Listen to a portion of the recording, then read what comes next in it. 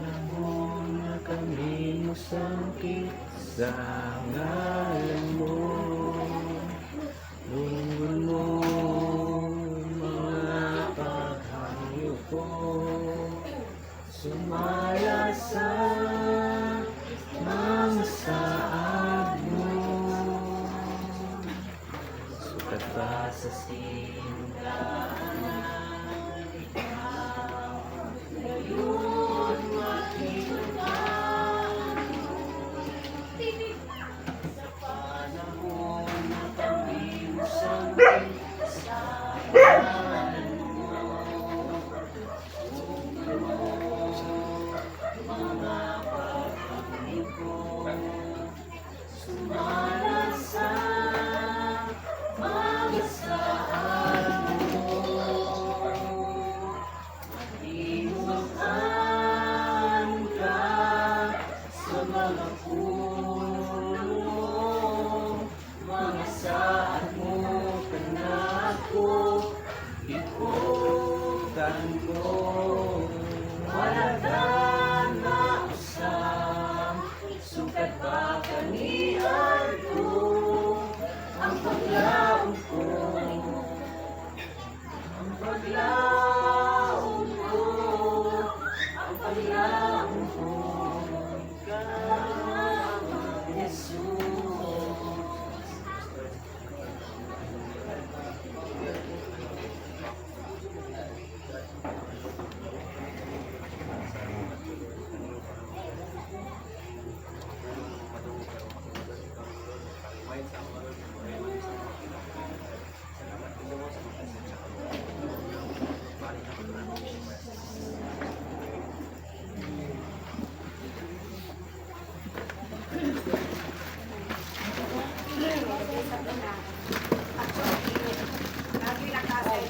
ikaw, Jesus. Pero, nasa nagdabaw. So, pinakalit-kalit, ako ang may masalo. So, ang karong kahapon, karong kagabihon, ako ang ginagad ka mga kanusa. Salamat sa inyo ang presensya. Kung ba sa makaroon, salamat sa akong kuya. Dako po kayo nga opportunity na maka-share po sa word with God. And, so, kanang lahi-lahi magitag na ang ako ng problema mga kaitinsin, kahit mga Catholic, kami po din mga sa Sister Ministries International. So, karon akong i-grab ang opportunity nga maka-share sa word with God. And, so, ako di ay ang mga Tidyo Chris, actually, kanang kung buhay pa siya, sigimit ka ng kukan, lahi ang amuhang kaning kumbaga ang amuhang pagtuho lahi-lahi. Pero pusa ra man gyud ang Diyos. Nasayra na ko nga kaning si Lord man gyud ang matuman. Ang kinabuhi sa tanan kita man ang kumbaga ang atong kinabuhi lagi ka sa tubig ng Dios. Kung kita pud mobalik ra pud sa siya. Wala ta masayod kung sa plano ni Lord sa atong kinabuhi. Siya lang gyud ang nasayod. Amen. So karon tak na ang pulong nga adayag sa tubig ng Dios diri sa Salmo 37:4. Before na ko i-share, naglailan ako akong kuya. Grabe ka taringkamot. Sa nakaila sa iya buhaton niya tanan. Makabot lang niya yung ipangalan. Then sa ako apod nga part as iyang mangkot, kita na ko nga grabe ang burden. Sa human desire, grabe ang iyang burden.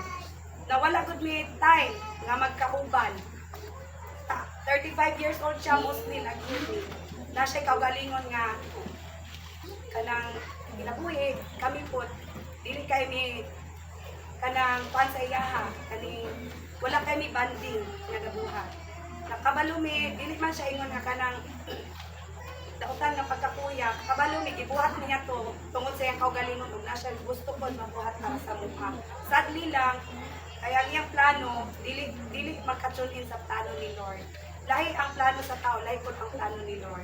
Sakit man sa among part nga dali siya gikuha ni Lord sa mua, pero gikalipay pod namo tungod kay kabalo mi nakauban na siya ni Lord. Amen. Magisgot ka karon may tungod sa tinuod nga kalipay o sa sinod nga katagbawan. Kay busy ang kinabuhi para sa iya ang iyang kalipay katagbawan, makita niya ang success ng kinabuhi. Udman nag-success siya, pero nasayang, na-invade tanan niyang mga paghagok. So ang pulong sa Dios kanutak na nag-remind sa tuha kung sa Diyo ang tinuod nga kalipay, ang tinuod nga katagbawan. Amen. Sa Salmo 37:4, pangitahang kalipay diha sa Ginoo, ug hatagan kaniya sa imong gipangandoy. Kita tanan atay pangandoy. Natay pangandoy. Ang ako kuya, kabalo ko gusto siya magninyo. Pero tungod sa iyang, kabalo siya ba nga na siya gipangbatik. Gipugnan niya. So kanang kabalo na siya daha sa una nga na siya gipabati kay gina-open man niya sa kuha. Dai mo ning nung nga nung wala ko nagninyo. Kay kabalo ko man ako sa. So naa siya pangandoy pero dili ingon nga kanang makatagbaw ba? Naay kulang. Amen? So ang kalipay nga mahatag sa kalibutan, dali lang. Kumaga temporary lang. Nalipay tuod, pero naay ka ng katapusan. Mahagog kag pila ka adlaw, semana, bulan, tuig. Pero kagustuhan lang, kanang kumbaga, ano lang ba? Dali ra kayo maputol ang kalipay sa tao. No, babaw, compared sa kalipay nga giandam sa Dios sa atong kinabuhi. Ano Teo 27:20? Ang mga pangandoy sa tao wala gayon katapusan. Gina-remind ka ni Lord ba nga kita tanan ang kita'y pangandoy. Pero sa tinuod lang, bisag pangandoy ka ani, ihatag ni Lord, dili ka matagbaw. Pangandoy na pod, ihatag ni Lord, dili matagbaw. Walay katagbawan ang pangandoy sa tao. Sa mga kalibutan sa mga patay, kanunay kayo may tapit sa dugang pang mga patay. Inana ang pangandoy sa tao sa kasing-kasing. Way katagbawan. Nya mo na usahay. Makalimot ka ba nga, ang Ginoo di ay tuguran sa tanan. Kabalo ko si Kuya, active man gid siya. Sa iyang pagsinuan, na siya decide, dili gani ginakuha na ko siya ya. Ampo, ya. Kanang tunin ka kay Lord. Nga ginapangandoy na niya nga kanang nana siya sa point nga doubted na siya. Napaba siya paglaom or wala na siya sa punang ba. Pero kana lang ko as long as ay kinabuhi, napay paglaom o nagibuhat na mong tanan para lang mag-survive siya. Pero sa to say, ikuha na siya ni Lord. So, kabalumi nga, na may mga pagkulang pero tao lang man po, wala man po na kabalo, kasi plano ni Lord siyang kinabuhi. Amen. Kabalo ko si Kuya na siya may relasyon ni Lord. Kabalo ko na siya may relasyon ni Lord. Kaya nga no, wala man kayo siya ipaantos. 3 months lang man siya nag-suffer sa iyang ibati. Ikuan din siya, tagan din siya kapahulayan ni Lord. Mag-compare na ko ang uban, nagandoy na nga mamatay, pero dili pa yun pat yun ni Lord. Actually, kami sa akong maigsoon, ang suffering niya, nabahatig na ko ka. Tanan mi nag-suffer. Nga. Giako na lang, ikuan na kung sa pa, may kulang Lord. Kung buhion mo si Kuya Lord, mag-suffer man lang si Kuya, kabubot na may matuman. O to, glory to God kay nakpalit siya. Kanang sagay, may siya dahil gusto na pumamatay. Kaya madugan nila, gusto na daw siya magkikog. Pero wala yun, walang naabot sa point. Ano ko, kundi pag yun will ni Lord, ayaw pangunay si Lord. Then last na lang yun niya nga, siguro gusto ipawat nila sa iya nga, makapangay siya pasaylo sa mukha pa. Pangay niya pasaylo dito. Bibigay na yung lawas. Papalo ko nga karutat na nagyan siya sa kanilang dito. So sa Panatio 1921, maglaraw ako sa katawag bisan mong sakal ang kabubuton sa Ginoo may matuman. Amen? Kabalo ko si Kuya, taas pa kayo ni plano. Daghan pa kayo na, nag-vlog pa siya. Say gani, wala na may kabalo. Say sulod siya una-una, tungod sa mga pangandoy niya sa kinabuhi. Pero mao lagi, ang kabubuton gyapon sa Dios may matuman mo nang pagkabalo sa mga kahilan niya, nga siya. Kay, dili yun katuwan. No? Bisan pag unsa kanindot ang imong plano, unsa pa kanindot ang atong plano. Pero kung dili na mao kabubuton sa Dios, wala yun. Amen. Bisan pagbuhaton niya tanan, buhat niya tanan. Pero kung dili na mao kabubuton sa Dios, wala gyud mahimo ang tawo. Kung naay duha ka importante nga butang nga dapat natong mabatunan karon kita makakandi ba? Makatune in ta sa kabuot ko ni Lord. Kung ano ang puno sa Dios, mo nga Wa naman siya kasimba, gusto siya mo simba pero iyang body dili na involve. So ang pulong ni Lord, mapaingon ni Pablo, ang pulong sa Dios dili ginapos. Amen. Diya sa Roma 1:16, na dili ko ikaw lang ang maayong nga balita, kay kini ang ang gaong sa Dios aron sa pagluwas sa tanan. No. Kunang sa tangkuhi pa, ginaremind din ako si Kuya. Tinguha ang kaluwasan niya. Pero mana siya nga, day. Kaning buhian na lang ko, mana man siya. Buhian na lang ko siya. Gusto na pati manulunod alam. Kay kabalo ko, dili lang man ta lawas lang, lunlun lawas lang. Ang ako yung gina-care sa iya, kabalo ko, ang iyang lawas, mubigay na. Pero gina-care na ko yung talag. Kaya ang talag na ko, mamuni matubang sa tubig na Diyos. Yan mo to nga, nag-desire siya word ka dahil, basahin kong Bible. Sa to say kay, nagpa-Bible study ko din sa akong mga kauban, wala na siya kakabot. Excited na kaayo siya. So, kasi magbago pa man may kay, English naman siya, ako born again. Lahi ang iyahang worship, lahi po ang ako pa. Pero, wala Lord, para sa kuha, sa born again Christian, gibuhat na ko ang tanan para sa kaluwasan sa akong kuya. Sa iya po, kabalo ko, gibuhat ko niya ang tanan para sa akong kaluwasan. Si Lord na lang din ang pahala. Ako lang yung ginakuptan nga ang punong sa Diyos, may maghatag ka na itong kaluwasan. Dili ang relihiyon, walay relihiyon makaluwas sa tao, para na ako. Para sa ang pulong sa Diyos, may naghatag ka na itong kaluwasan. Bisan kung saman ka, kaon sa pulong sa Diyos. Kay diya sa Matthew 4:4, ang tao dili mabuhi sa tinapay lamang. Akan sa matagpulong ko sa nagikan sa pulong sa Diyos. Wala akong ginagawa sa iya, dawata si Jesus, si Timohang Ginoo manluwas. No, kay diya sa John 14:6. Kaya na John 14:6, I am the way, the truth, and the life. No one comes to the Father except through me. No, dili man pinaagi sa reliyon, makabatong kaluwasan, o dili pinaagi ni Jesus. Amen. Di ba ka? Dili na kaibon mo simba, idi dawata si Jesus by faith. By faith. No, kay makabatong kaluwasan, pinaagi sa atong pagtuo, dili pinaagi sa atong buhat. Amen. So there is a Hebreo 11:1, ang kahulugan sa pagtuo mao nga may kasiguruduhan kita sa mga butang atong gilauman nga dili makita. Ako na ako'y pagtuo nga maluwas si Kuya pinaagi sa pagpangalingon ko sa tubig nga Dios. By faith ang atong kaluwasan dili pinaagi sa atong buhat. So dili na ta motutok kani mga kalibutanon. Kay kabalo ko katong lihimsog pa siya. Ang iyahang kusog ito niya gibuhos sa iyang pangandoy. Ang itong usahay, masubyahan ako siya pa. Asa ka itong mga panahon nga, himsog kag lawas. Karon, muani ka sa mong aya, nga nagkinaanan na ka. Sakit sa among nga part. Tungod sa pangandoy nga, tinguha sa unod. Mato nga, bahala na. Ayaw ko pati manas yung lawas lang niya. Pati man ako hapili mo kalag. Kaya muna'y matubang sa tungguhin nga Diyos. Amen. Dili gusto ang ginto nga mga awit ka sa kalibutan nga mga butang lang. Amen. Dapat ang atong una-una nakaset beyond worldly things. No, kay dili lang tayo human thinking lang, unod lang matubang sa Dios. Natay tulog ka part. Ngunit unod kalag ug ang atong spirito. No, ang atong spirito mao ni naghatag natong kinabuhi. Nasabtang may kinabuhi ta. Ang spirito sa Dios kuban pa nato. Pero ang atong lawas mo na si Kuya, moron pangandoy, ingnan ako siya. Ang lawas na to ya madugta lang. Biyaan lang niya. Dili na to atagad akong pagtagad ang atong lawas. Importante atong talag kay mao ning matubang sa tubig nga Dios. Salmo 8:4. Mga pangutana ako sa akong kaugalingon, unsa ba ang tao nga gitagan mo magsiyagbili? Unsa man ang tao, Lord? Kabadlungon sa tao, Lord, kay ulo. Unsa man gid ang tao? Kung anong imo man siyang kamumahon, nga tao ra man siya. Di ba? Ang tao, kuan kayo. Kanang ay ulo, usahay. Mana gani siya, day. Nagpasol ko day kay nabiyahan ako ang ministry niya. Tungod sa iyang pangandoy ba? Hindi na siya musimba, wala na siya may relasyon ni Lord, higiuna na niya iyang kalibutan ng mga pangandoy.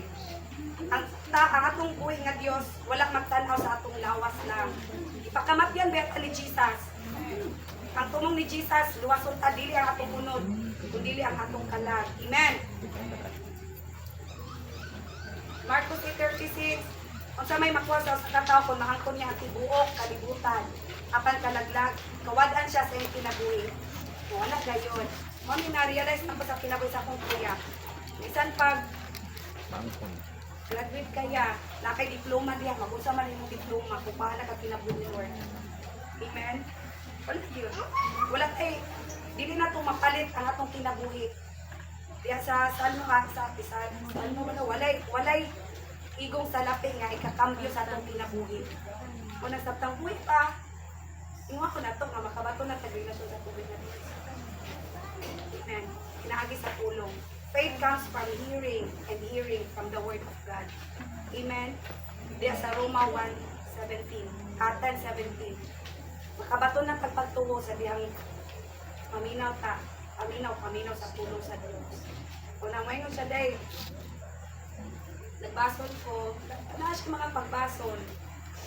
Pero sa taas na panahon nga, gihatag sa Ginoo siya, kabalo ko nga nakapangandang lagi siya. Amen. So, dili gusto ang Ginoo nga malaglag ang atong kalag. Ipakamabyan ko taniya, gilansang yun sa cross para sa atong mga sala. Sayang lang, nga dili na tumawin ang kaluwasan. Tungod lang sa atong kagay pulo, tungod lang sa atong mga pangandoy nga mo'y nakasipara na to. Mo'y naka-distract na to sa plano ni Lord sa atong kinabuhi. Amen. So, Isaiah 4:6, nga na siya, my people are destroyed for lack of knowledge. Sobraan ka, pangandoy. Gusto pa magkabaton ka gid og knowledge nga kalibutanon, wala na ang time ni Lord, ang time niya kay Lord. So, ang tao malaglag sa kapulang sa kahibalo mo na nga, samtang buhay pa ka, napay chance. Napay chance. Amen. So, there is a 1 John 2:15-17. Ayaw ninyo higugma ang kalibutan o ang kalibutan nga, o ang tanang kalibutan ng mga butang. Kung higugma ninyo ang kalibutan, wala ka mo na higugma sa kamahan. May nga Lord, paano ko? Kanang namang may ginuog yun. Pero nga day, kung higugma daw nato labaw ang kalibutan, buot pasabot, dili daw ginana tugugma sa kamahan. Kay ang tanan nga kalibutan nga gipangandoy sa tao anong pagbati, nga gikahigan sa mga mata o gipasigago sa mga tao, dili gikan sa amahan. Kung dili iya sa kalibutan. Ang kalibutan o ang tanang mga butang ning ini nga gitinguha sa mga tao nga hanaw. Tinuod. Kung dili man mahanaw ni mga butang kita mo na mahanaw. Amen. Apan ang nagatuman sa kabubuton sa Dios, nagakinabuhi sa walay katapusan. So dili gyud ta magdako.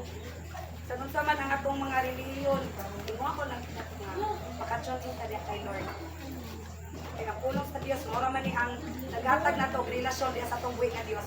Kung wala tay pulong, saan ka na pagkabalo sa kabuton sa Dios? Amen. So last na gyud, last. 1 Corinthians 2:9. Akan sumala sa gingon sa kasulatan. Wala pa gayoy nakita o nadungog o bahat na una-una ang tao nga angay katanding ato sa mga giandang sa Dios alang sa mga naigugma kanino. Amen. So ang Ginoo wala na siya nagtagana og mga kalibutanon nga mga butang. Naa pa siya daghang giandam nga mga buta o plano. Mas maayo nga plano kaysa sa ato ang mga plano. Amen. So karon ang takna. Kabalo ko nga laylay man tagtuo. Pero usa lang ang Dios nga nagigugna kanatong tanan. Amen. So ang Dios nang gid mga sayo sa atong kinabuhi. Amen. So kay kong pasalamat ko sa reta mo kay kuya kay daghan kay kong na-learn. Kinagi siyang kinabuhi nagakuan man mi. Reklamo, daghan reklamo ba pero na-realize na ko karon lang kung wala na nato si kuya, wala ko, dili na ko magian tanan nga ako naitan. Ika na to nagsakit sa hantod karon. Grabe ang gitudlo ni kuya sa kuya. Grabe kayo. Look nga, maayo kayo na kuya sa mua. So tumutlan kaya pangandoy. Nagbagan ba? Pero nakarealize ako mga mangod. I-kuhan ko, i-treasure na ko ang panahon sa kauban pa mi. Kay wala na, kung mawala na ang tao, wala na yun. Kaya pasalamat ko sa inyo bro. Kay samtang wala may nag-uban, kamo iyang mga kauban. kabalo ko nga dagan na naikugman niya.